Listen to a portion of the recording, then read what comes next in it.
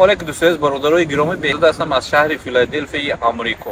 نخستین وقتی قبرستان برای مسلمان ها میبید میگه که السلام علیکم یا اهل قبور، یعنی که هر چند که نفرها گذشتگی باشند هم و خاطر احترام آنها به قبرستان آمدید باید حتما بگویید و گفتنیم که خداوند گذشتگاه جوش جنت کند. اینجا فیلادلفی است، قبرستان مسلمان ها.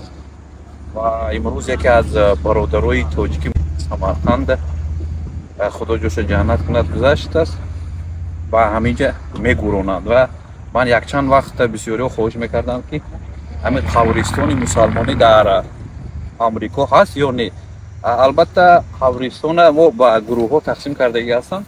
مثلا اینجا بینید قبرستانی علاقه مسلمان ها حسابیده می شود و بالاترش از خریستیان ها است، بالاترش شاید یمان دیگر است و اون طرف دیدیم این دوستان در آمریکا مراسمی دفن و گور کردن البته از روی شریعت اسلامی گذرانیده می شود، اما یک نکته نازک شمین است که برای گرفتن زمین خیلی هم دو کردن در مبلغی کم نمیستد، همگی $25,000 است و همونه در اعلان ها خوندیم که حتما برای 10 سال کفالت داده می شود که نگاه بین میکنند.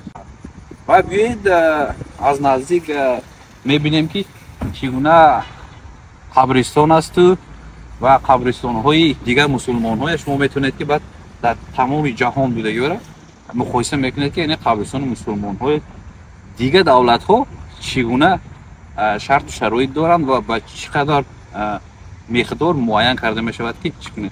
البته ما میخواستیم که هر نفری که مثلا از این دنیا میگذرد به وطن برگردد، چون در وطن بی پول است، جای خود است و این وابسته به وصیت خودی همون نفر. اگر نفری که وصیت کرد که ما رو به وطن برید، البته حتما فرزندانش یا خیش تابورش اجرا میکنه که به وطن برگردن. یا اگر نفری که علاقه فرزندانش در همین جا کلام شده هستند میخوان که در همین جا دفن کنن، البته خواهش آنها رو اجرا میکنه، اما نخستین نفری که خواهش میکند همین چیز باید گفته شود. این برادری که امروز دفنش میکنند دست به دعا بردارید دوستای عزیز، خداوند جویش رو جنت کنه و هر نفر میخواد که در بهشت باشد. برای در بهشت جا شدن چیکار کردن است؟ کار است کاری نیک کردن است، در کار است به فرض‌هایی که خداوند برای همه بندگانش گفته است اجرا باید کرده شود. خداوند نگهبان همه ما و شما باشد. ببینید ما نشان میدیم و خلاصه های خود رو خودتان ببرید.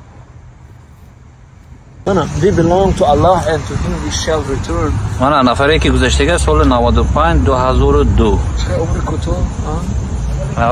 بسیار هم جوان از دنیا گذشته. سلام علیکم. Keçe gündüz hizmetlerinde mi?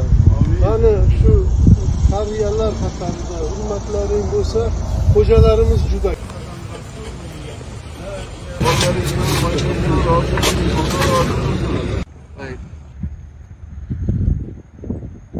از خوک بودیم و خوک شده میگن. برادر خدا جوش جنت گرداند و البته میگن که ما از خداییم و بازگشت ما به سوی اوست.